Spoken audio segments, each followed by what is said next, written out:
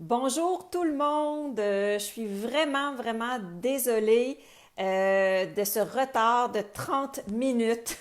Écoutez, j'ai eu des problèmes techniques et je peux pas. Là, je suis rouge parce que je suis très fâchée.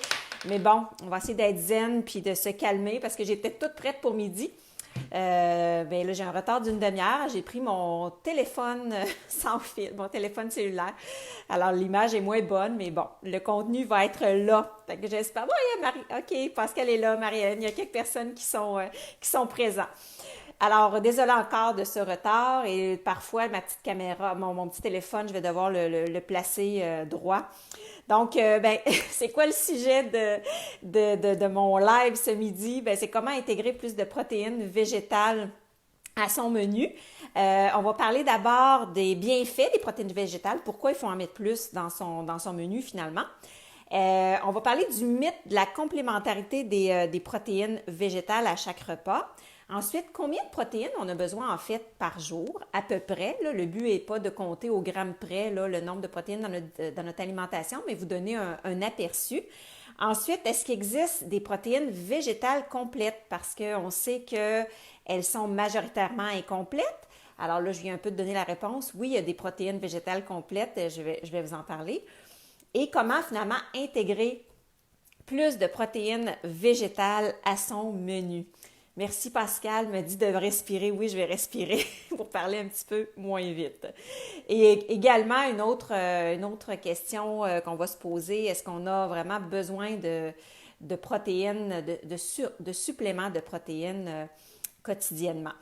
Donc, c'est quoi les bienfaits des protéines végétales versus les protéines animales? Bien, puisqu'elles sont généralement faibles en gras saturés, les gras saturés, ce sont des gras qui sont plus ou moins bénéfiques pour le système cardiovasculaire.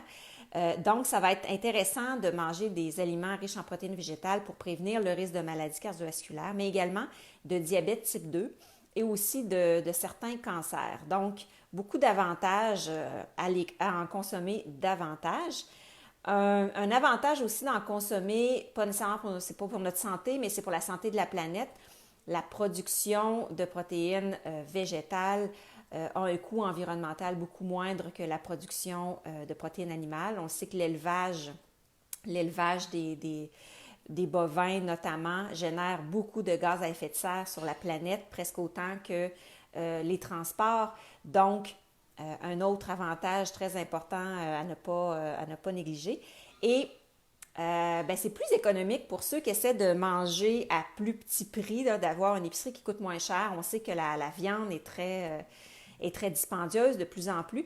Bien, manger des légumineuses, manger du tofu, c'est moins cher. Donc, ça peut être une façon d'avoir un panier d'épicerie moins coûteux. Maintenant, combien on a besoin de protéines par jour? Bien, si vous voulez vraiment avoir un chiffre précis, vous pouvez prendre votre poids en kilos et le multiplier par 0,8 parce qu'on a besoin de 0,8 grammes de protéines par kilo de poids corporel. Donc, si on veut le calculer un peu plus facilement, là, sans avoir besoin de sa calculatrice, si vous pesez 60 kilos, ben, vous allez multiplier par 1. Au lieu de 0,8, là, vous allez savoir à peu près combien de protéines vous avez besoin. Donc, ça serait autour de 60 grammes par jour. Comment on fait pour transférer son poids en livres en kilos? Bien, on prend son poids en livres, on le divise par 2,2. Fait que c'est un petit peu de mathématiques ici pour calculer son besoin en protéines quotidiennes. Le 0,8 g de protéines par kilo de poids corporel, c'est pour les personnes sédentaires. Moindrement qu'on est plus actif, le besoin en protéines va être plus élevé. Et là, ça peut aller de 1 à 1,8 g par kilo de poids corporel. Donc, le 0,8 g, c'est la base. Les végétaliens, ceux qui mangent vraiment uniquement des aliments du règne végétal, on va recommander 0,9 g de protéines par kilo parce que les protéines végétales sont un peu moins bien assimilées. Si votre diète est 100% végétale. Par contre, si vous êtes semi-végétarien, vous en intégrez ici et là, vous n'avez pas besoin là, d'augmenter à 0,9 g par kilo pour atteindre vos besoins en protéines. Les personnes âgées, s'il y en a à l'écoute, étant donné la dégradation, la perte de masse musculaire au cours des années avec le vieillissement, on recommande une quantité de 1,1 g par kilo. Donc, plus on vieillit, plus on a besoin de protéines pour maintenir sa masse musculaire. Donc, tout ça, c'est des chiffres. Si ça vous tente là, ça vous tente de calculer précisément, bien, vous aurez les chiffres avec vous. Maintenant, parlons du mythe là, qu'il faut absolument compléter ses protéines végétales au même repas. Bon, d'abord, avant de parler de ça, je vais, pour ceux qui ne le savent peut-être pas, je vais vous donner les grandes catégories de sources de protéines végétales. Bon, on a d'abord les légumineuses, tout ce qui est, je vais vous montrer là, un exemple. Bon, ici, j'ai des haricots noirs en conserve, donc ce sont des légumineuses. Ça, c'est une catégorie importante de protéines végétales. Et ça comprend aussi tous les pois chiches, les edamame, là, la fève de soya fraîche et aussi toutes les lentilles. Ensuite, vous avez la catégorie des noix et des graines. Donc, toutes les noix, là, amandes, pacanes, sont toutes bonnes. Noix d'acajou, ici, on en a un beau, un beau mélange. Donc, toutes les noix sont riches en protéines. Les graines aussi, graines de chanvre, graines de chia, graines de citrouille, de tournesol, etc.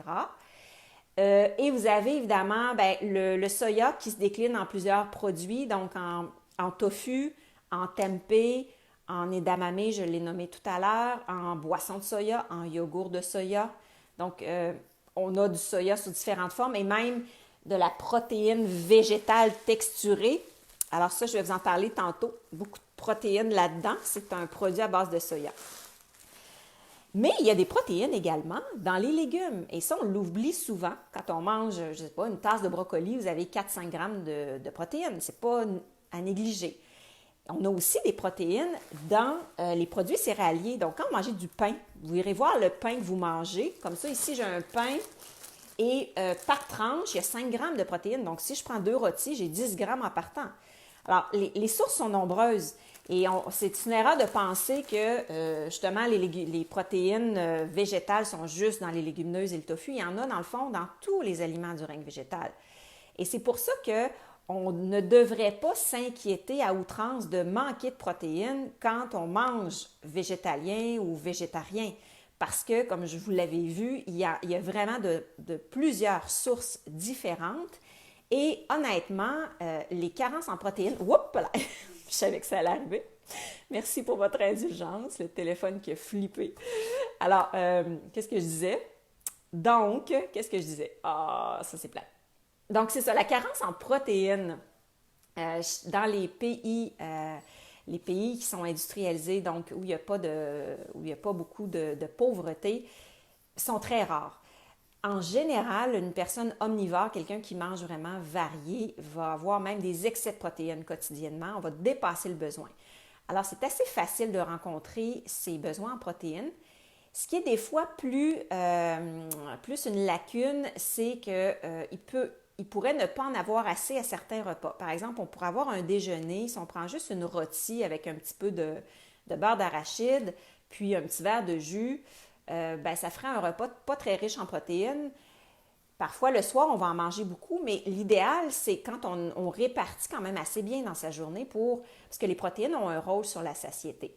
Alors, c'est important d'essayer d'avoir plusieurs sources de protéines à chaque repas de protéines végétales à chaque repas pour bien répartir son apport quotidiennement, mais en termes de carence, on n'en voit pas ou très peu dans les pays plus développés.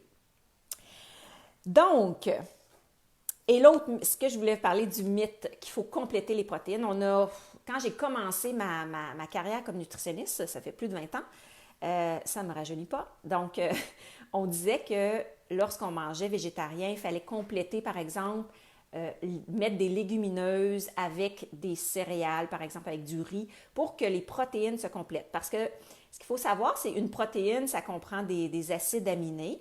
Et dans les aliments du règne végétal, il va manquer des acides aminés. Puis là, c'est pas vraiment un problème parce que si on prend, par exemple, des légumineuses qui ont certains acides aminés limitants, mais on les combine avec, par exemple, du pain qui contient les acides aminés qu'il n'y a pas dans les légumineuses, quand on mélange ça ensemble, ça donne des protéines complètes. Mais avant, on pensait qu'il fallait absolument que ça soit au même repas, qu'on fasse la combinaison au repas, alors que maintenant, on s'est rendu compte que à l'intérieur d'un 24 heures, on va reconstituer des protéines complètes. Donc, on n'est pas obligé d'avoir absolument des légumineuses avec des produits céréaliers au même repas. On pourrait avoir simplement une salade de pois chiches avec des légumes, puis le soir, manger du riz brun, du quinoa ou des noix qui viendraient compléter finalement les protéines des légumineuses du midi. Donc, pas besoin de mettre ce stress-là de complémenter les protéines, les sources de protéines végétales. Fait que déjà là, ça enlève une pression.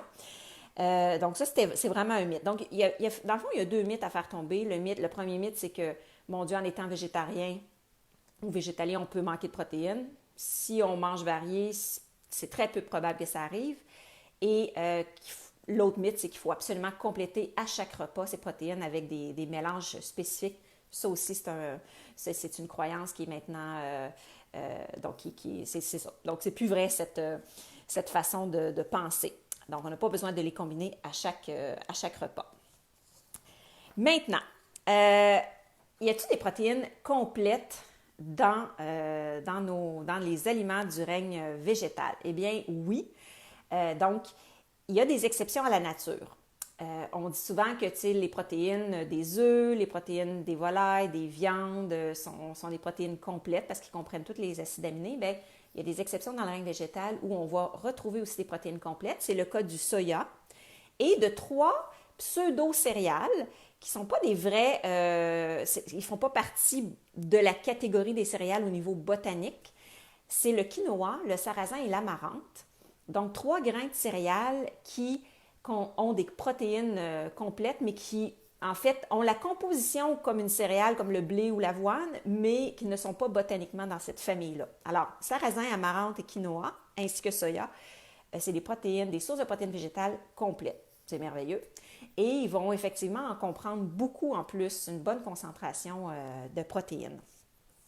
Alors là, on va passer à travers quelle sorte de protéines végétales on peut ajouter, comment le faire, et justement combien ça apporte de protéines. Je vais vous parler, pour commencer, des protéines qui sont peut-être un peu moins connues. Puis d'ailleurs, pour la première fois aujourd'hui, j'ai goûté à une nouvelle légumineuse pour moi que je ne connaissais pas.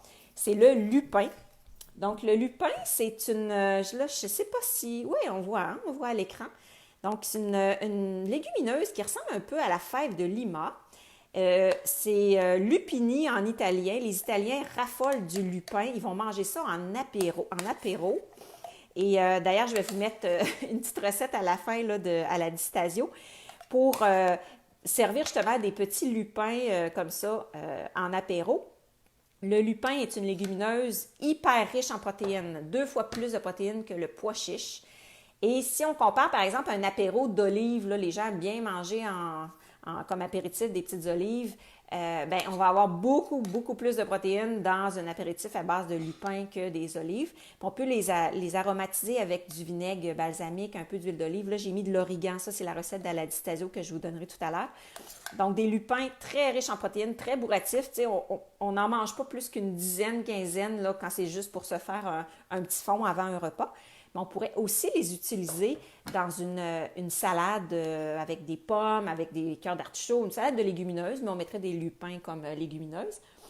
Le seul hic avec ces lupins-là, c'est qu'ils sont vendus en conserve où là, on peut rincer évidemment la conserve parce qu'il y a beaucoup de sel, mais ils sont aussi vendus dans des saumures. Et quand ils sont vendus en saumure, ils sont excessivement riches en sodium. Donc, allez-y modérément quand vous les consommez. Rincez-les bien avant de les manger parce qu'ils peuvent être très, très salés. Les gens qui font de l'hypertension, là, je dirais de faire attention aux lupins en saumure parce que c'est vraiment très, très salé. Donc, on a parlé de nos petits lupins. Ça, c'est ma découverte du jour. Ensuite, ce qu'on connaît peut-être un peu moins et qui est très utile pour ceux là, qui débutent dans cette façon de s'alimenter avec plus de protéines végétales, mais qui ne veulent pas trop modifier le goût des recettes, qui ont peut-être même de la difficulté à digérer les légumineuses, qui ont peut-être des ballonnements associés aux légumineuses. Vous avez la protéine végétale texturée. Ça, là, j'ai un gros sac ici, ça coûte pas cher en plus. J'ai acheté ça dans un magasin de produits naturels. La protéine végétale texturée, c'est produit à base de la farine de soya. Qu'on va finalement, sous pression, là, rendre en petits grains séchés comme ça. Il n'y a pas de gras là-dedans. Et c'est hyper concentré en protéines. Puis regardez ce que ça donne quand on la réhydrate. Ça donne un peu une texture de bœuf haché. Là. Évidemment, c'est pas la couleur rouge, mais si on met ça dans un chili, par exemple, vraiment, là, dans une sauce à spaghetti, personne ne va voir de différence. Ça a vraiment la texture du bœuf haché. C'est la meilleure façon ou la façon la plus facile de passer des protéines végétales à ceux qui sont un petit peu plus récalcitrants au changement ou qui aiment moins la texture des légumineuses entières. Et en termes de quantité de protéines, attention, quand on consomme à peu près une tasse, là, ça dépend de la sorte de protéines végétales texturées, mais on peut facilement, là, dans 3/4 de tasse, aller chercher presque un 20 grammes de protéines. Imaginez, là, c'est autant que dans le bœuf haché. Alors, très bonne source, économique en plus, et on retrouve ça dans les magasins de produits naturels. Ensuite, bon, on a, là, j'ai pas tous les aliments ici, mais dans les graines, celle qui contient le plus de protéines, c'est la graine de chanvre. Donc, c'est une petite graine verte qu'on peut ajouter dans nos yogourts, qu'on peut ajouter dans des salades, dans des smoothies, dans vos céréales du matin, dans le gruau. Elle a un bon goût en plus. 3 cuillères à soupe ou 3 cuillères à table vont apporter 10 grammes de protéines. Là, on se rappelle là, qu'on a besoin, mettons en moyenne, là, pour la femme moyenne, l'homme c'est un petit peu plus, mais mettons on va prendre pour la femme moyenne à peu près 60 grammes de protéines par jour. Donc, quand on pense que 2 à 3 cuillères à table, ça nous fournit 7 à 10 grammes de protéines dans la graine de chanvre, c'est très intéressant. Si on parle justement d'autres façons d'intégrer des protéines végétales, on sait que bon, le yogourt, c'est pas que c'est le yogourt de lait de vache, c'est pas que c'est mauvais, mais on pourrait aller vers des yogourts de soya qui en contiennent aussi beaucoup. Évidemment, on peut remplacer le lait de vache par les boissons de soya. Là, j'aurais aimé avoir le Natura que je prends habituellement, qui est fait au Québec. Mais boisson de soya, Natura, donc riche en protéines. En passant, ceux qui préfèrent le lait d'amande ou qui préfèrent le lait de riz, sachez que c'est des boissons végétales qui ne sont pas très riches en protéines. Dans une tasse de lait d'amande, on a 1 gramme de protéines. Donc, peut-être que vous aimez le goût, mais au niveau protéines, c'est pas intéressant et au niveau environnemental non plus parce que pour produire des amandes, ça prend énormément d'eau, puis on sait que la Californie est en difficulté, notamment à cause de la demande mondiale pour ces amandes. Au moins, quand on mange des vraies amandes, on a l'aliment entier, on profite de tous les bénéfices. Mais quand on boit du lait d'amande, il y a une énorme perte une énorme perte pour produire le lait d'amande. Donc, toute la pulpe est enlevée. Alors, je vous dirais peut-être manger plutôt les amandes que de boire du lait d'amande, qui n'est pas très nutritif au bout du compte. Ensuite de ça, bien évidemment, on a tous les beurres de noix. Donc, il y a le beurre d'arachide là, traditionnel qui en contient. L'arachide étant une légumineuse en passant. Donc, dans le beurre d'arachide, il y en a beaucoup. Mais il y a des beurres aussi faits avec des graines et des noix. Ici, on en a un, c'est un mélange de noix du Brésil, graines de tournesol, graines de citrouille, noisettes, donc des noix et des graines. À peu près 3 grammes par cuillère à table. Donc, si on se rappelle tantôt de notre pain, là, donc admettons qu'on se prend 2 rôtis de pain qui contiennent 5 grammes de protéines par tranche, puis on met du beurre de noix sur chacune de nos tranches, 3 grammes par cuillère à table. Bon, on est déjà à 15-16 grammes de protéines dans 2 rôtis avec du beurre de noix.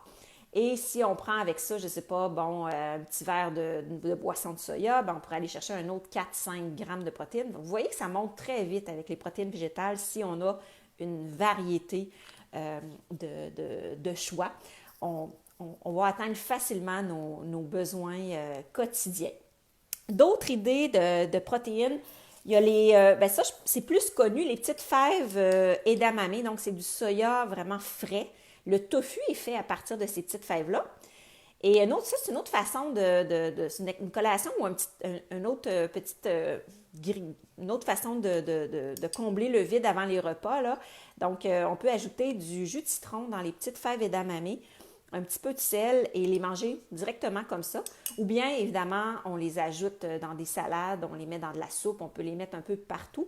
Mais ça, c'est étonnamment assez apprécié des enfants. Ça, puis les petits lupins, j'ai fait goûter ça à mes filles tout à l'heure, puis ça accroche des fois plus même qu'une salade de pois chiches.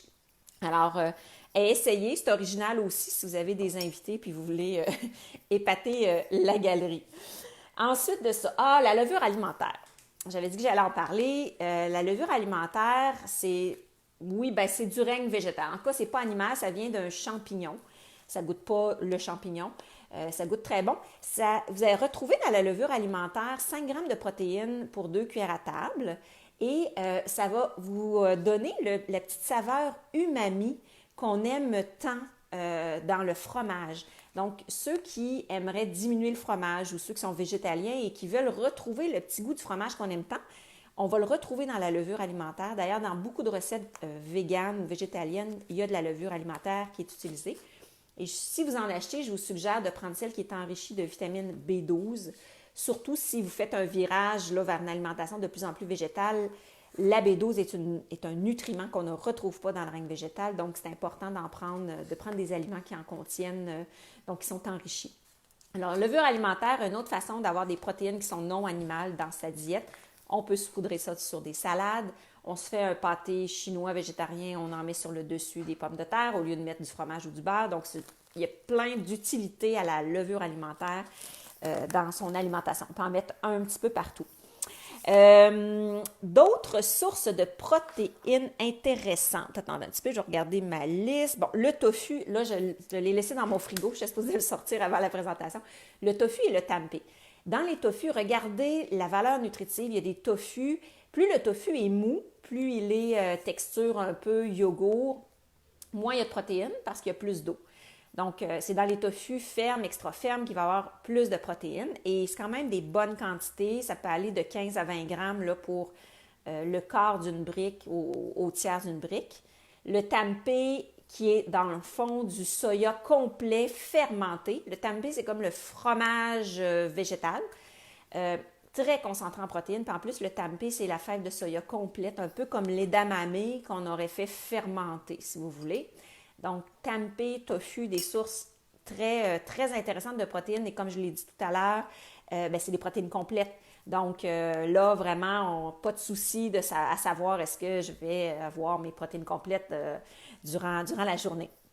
Alors, une autre source vraiment intéressante. Puis, concernant le tofu, je pense que c'est peut-être un peu comme la protéine végétale texturée de tout à l'heure. C'est facile de l'intégrer un peu partout.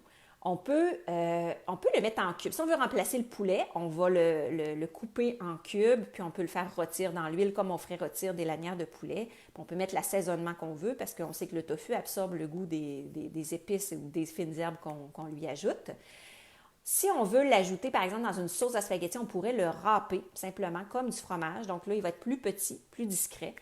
On pourrait aussi l'égrener. Donc, si on veut encore là qu'il y ait une texture plus de bœuf haché, on pourrait l'égrener carrément avec ses mains. Et une autre façon aussi, c'est de le couper en gros morceaux.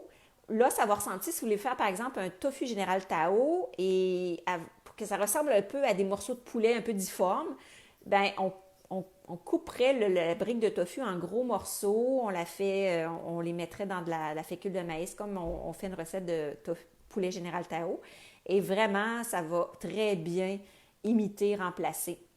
Là, j'ai une question. Peut-on manger plusieurs fois de tofu par semaine? Oui, le soya, c'est vraiment un mythe que c'est dangereux de trop en consommer. Il y a eu c'est sûr qu'il y a eu des écrits il y a plusieurs années que ça pouvait nuire aux gens qui avaient eu un cancer du sein. Et maintenant, c'est complètement démenti. C'est sécuritaire de manger du soya 1 fois, 2 fois par jour, sans problème. Donc, on pourrait facilement avoir pris de la boisson de soya le matin, puis manger du tofu le soir, sans risque. Pensez aux Japonais qui basent leur alimentation sur le soya. Oups, j'ai trop bougé. Donc, ils basent leur alimentation sur le soya et en général, ils ont des très bonnes statistiques au niveau de la santé, peu de maladies cardiovasculaires, certains cancers qui sont en moins grande proportion. Donc, on peut consommer du soya sous différentes formes, mais essayez de prendre les formes peut-être les moins transformées. Tu sais, je ne vous dirais pas de prendre régulièrement la boisson de soya au chocolat ou des puddings de soya au chocolat. Bien, c'est comme n'importe quoi. Donc, quand il y a des ajouts de sucre, des ajouts de sel ou des ajouts dans le produit, ben c'est moins intéressant pour la santé. Puis c'est comme un yogourt, en fait, un yogourt hyper sucré, c'est pas l'idéal. Donc, un pudding de soya qui est hyper sucré, c'est pas l'idéal. Donc, allez-y avec, avec le soya sans problème, en prenant le plus brut possible. Ensuite de ça, qu'est-ce qu'on a? Bon, je voulais répondre aussi à la question. Est-ce qu'on a besoin de suppléments de protéines? Parce que dans ce domaine-là, il existe beaucoup de produits. Là, j'en ai un ici, protéines végétales. Donc, ça vient de... Il y a différentes sources de protéines là-dedans. C'est la protéine de pois, entre autres. Est-ce qu'on en a besoin? Ben non, parce que pour la plupart des gens, là, bon, on a vraiment une variété alimentaire suffisante pour aller tout chercher ces protéines. Là où ça pourrait être nécessaire, c'est si quelqu'un avait une perte d'appétit temporaire, quelqu'un faisait un régime particulier dans un but d'augmenter sa masse musculaire, là, quelqu'un qui ferait du bodybuilding, puis bon, à un moment donné, vous aurait tellement besoin de protéines que là, je sais pas, il manquerait de variété dans son alimentation, serait tanné un peu d'en manger de sources plus naturelles. Mais sinon, comme je vous le disais, on n'a pas besoin d'ajout de protéines. Il y a des gens aussi qui ont des petits appétits. Le matin, ils n'ont pas très faim et pourraient vouloir se faire des smoothies avec des protéines en poudre. Je dirais que bon, ça peut être fait, ça ne sera pas dangereux comme tel, mais c'est très facile de se faire un smoothie végétal avec, par exemple, du yogourt de soya, des graines de chanvre, des fruits, puis manger avec ça un petit muffin qu'on a préparé avec plein d'ingrédients du règne végétal. Les suppléments de protéines, honnêtement, je ne les recommande pas, à part, encore là, c'est du cas par cas. Là. Il y a des gens en consultation, des fois, que je vais évaluer qui peuvent en profiter de temps en temps. Mais je reviens au mythe dont on a parlé au début. Il y a vraiment un mythe de la peur de manquer de protéines et il y a très peu de gens qui sont dans cette situation-là quand on mange varié, qu'on a un bon appétit. Donc, pas besoin de suppléments de protéines. Là, je regarde là, s'il y a d'autres questions. Allez-y, hein, si vous avez des questions, parce que je peux y répondre là, à travers la présentation. Je vous ai parlé tantôt que les protéines, tu sais, le sarrasin, le quinoa, l'amarante contiennent des protéines complètes et ils contiennent aussi beaucoup de protéines. Si on compare, par exemple, une tasse de quinoa cuit va apporter à peu près 9 grammes de protéines, alors que du riz brun cuit, c'est autour de 5 grammes. Donc, le quinoa a quand même une concentration plus élevée de protéines. Une autre source aussi de protéines qu'on oublie, c'est les pâtes. Bon, j'en ai pas à côté de moi, mais les pâtes alimentaires, là, vous regarderez sur l'étiquette, il y a beaucoup de protéines dans ces produits, dans les pâtes. Donc, quand on se fait un repas où on fait un sauté de tofu avec des légumes et des pâtes alimentaires, l'apport en protéines va être facilement comblé. Donc, les pâtes, c'est une autre source très importante. Je regarde dans ma liste. Les graines, on en a parlé. Les légumineuses. Les légumineuses, il y a vraiment le lupin et l'edamame qui contiennent plus de protéines par portion. Mais toutes les autres légumineuses, là, haricots rouges, haricots noirs, haricots blancs, lentilles, on est toutes à peu près dans environ 18 à 20 grammes par tasse. Donc, ce qui est quand même très bon. Là, j'ai vu une petite question sur la B12. Je vais faire une présentation live là-dessus, je ne sais pas quand, dans les prochaines semaines, sur la B12. Ça concerne vraiment, il faut s'en préoccuper chez les gens qui sont végétaliens à 100%. Là, ça demande une supplémentation et je pourrais en parler à ce moment-là. Ou les personnes âgées qui ont une difficulté à absorber la B12, chez ces personnes-là, on va devoir donner des injections de B12, mais là, ça, c'est des cas particuliers. Mais sinon, dans la population générale, c'est vraiment les végétaliens, les véganes qui ont besoin de suppléments. Parfois, les végétariens aussi, parce qu'il y a des végétariens, des fois, qui sont presque végétaliens. Donc, ils n'ont plus beaucoup de protéines animales dans leur menu. Donc, ces gens-là aussi vont avoir besoin de B12. Mais je vais faire une présentation spécifiquement là-dessus parce qu'il y a beaucoup de choses à dire. J'ai une petite question. Le régime végétalien est-il trop dangereux pour les gens en insuffisance rénale sévère, haute pression? Là, je réponds sur le vif comme ça, mais au contraire, les gens qui ont de l'insuffisance rénale, on va recommander une diète avec des menus végétariens. Ça va créer une charge rénale moins importante. parce qu'il y a justement moins de concentration de protéines. Alors, je dirais, là, je ne connais pas le cas de la personne exacte, là, mais pour les gens qui ont des problèmes de l'insuffisance rénale, la diète végétarienne, végétalienne, c'est très recommandé. Quelqu'un me dit burger d'haricots rouges. Oui, bon là, les légumineuses, là, je vais terminer, j'ai presque terminé, là. Les légumineuses, là, ceux qui les aiment pas, tu sais, fraîches ou tu sais, qui les aiment pas en conserve, là, ils n'aiment pas la texture, c'est souvent ça qu'on va entendre. Écoutez, on peut les broyer, on peut les broyer puis les incorporer, broyer des haricots rouges et les incorporer dans sa sauce à spaghetti. J'ai mis sur mon site, sur mon Facebook et sur mon site internet plusieurs recettes de muffins, de desserts à base de légumineuses broyées, là, les fameux brownies, muffins étonnants à base de pois chiches. Donc là, ils sont broyés, alors ça ne cause pas de problème quand ils sont sous cette forme-là. Le fameux hummus que beaucoup de monde mange, ben, c'est des pois chiches, dans le fond, broyés. Et donc, pensez à les broyer, les incorporer comme ça quand vous aimez moins la texture. Les burgers de haricots noirs, les burgers de haricots rouges, c'est toutes des façons de manger des légumineuses sous une autre forme, puis que ça puisse passer mieux. Manque de fer. Écoutez, le manque de fer chez les végétaliens ou les végétariens, il n'y a pas plus de carence en fer, en fait, chez les végétaliens végétariens. C'est un mythe, ça. Le fer, il y a beaucoup de sources de fer dans le règne végétal. C'est sûr qu'il est moins bien absorbé, mais étant donné que les sources sont nombreuses, généralement, ce n'est pas une problématique plus grande que chez un omnivore. Par ailleurs, pour tout le monde, toute personne qui a un problème avec son fer, on doit faire attention au thé, au café pris au moment des repas parce que le thé, le café, c'est les plus grands inhibiteurs de l'absorption du fer. Donc, on va recommander de prendre le thé, le café une demi-heure avant le repas ou 2 heures après. Mais si vous n'avez pas de problème de fer, bon, on n'a pas à se préoccuper de ça nécessairement. Donc, c'est le fun avec les questions. Les dernières fois, dans mes derniers directs, j'avais eu moins de questions ou peut-être que ça va mieux avec mon iPhone. J'ai les questions directement devant mon visage, donc ça va mieux. Alors, je pense qu'on a passé notre demi-heure. Je vous remercie d'avoir été là, même si j'avais une demi-heure de retard à cause de mes problèmes techniques. Et la semaine prochaine, on revient avec un autre live. Je n'ai pas encore déterminé le sujet. Suivez-moi sur ma page Facebook. Je vais aussi vous mettre, pour les gens qui aimeraient avoir l'information d'aujourd'hui là, sur les protéines végétales, je vais vous mettre le lien pour vous inscrire à mon infolettre. Comme ça, à chaque semaine, j'envoie une infolettre avec l'information de ce que j'ai parlé dans le live de la semaine dernière. Donc, vous pourrez vous inscrire à mon infolettre. Et je vais mettre aussi le lien de la recette là, à la Distasio pour les lupins en apéro. Donc, vous pourrez aller essayer ça. Ça prend 3 minutes à faire, même pas. Faut d'abord trouver les lupins. Là, acheter des lupins en conserve, il y en a dans la majorité des grandes épiceries. Dans la marque Click, puis j'en ai vu aussi dans l'autre marque là, qui est populaire de légumineuses, là, Unico. Donc, facile à trouver. Achetez-les plus en conserve qu'en saumure. Alors, on se retrouve la semaine prochaine et je vous souhaite une belle journée. Merci.